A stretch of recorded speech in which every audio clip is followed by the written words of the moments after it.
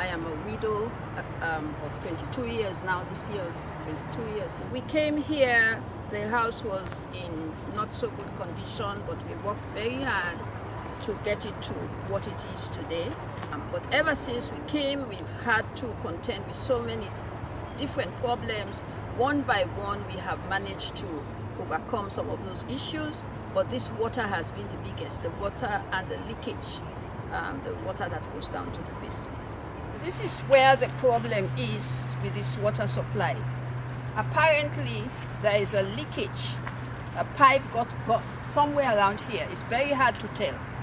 And what happened was we started noticing that the pressure in the house was getting lower and lower. This is the maximum we're getting.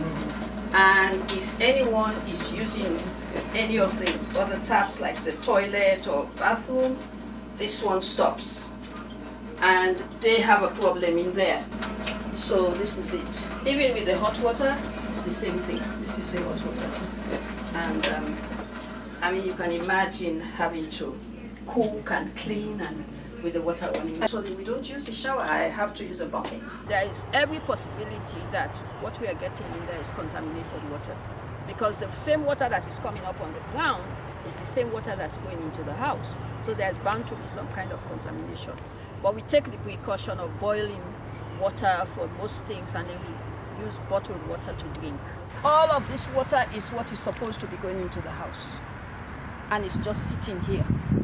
So the only solution right now is to cut off the supply that is feeding this swamp, bypass it, go across the driveway, come down along this side, which is pretty dry. But if we're able to get some help, this can be taken care of in a week or so.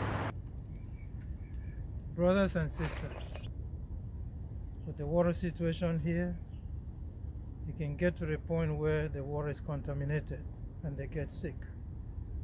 That is why I will not have any rest until we fix this problem for Miss Eminette and her son.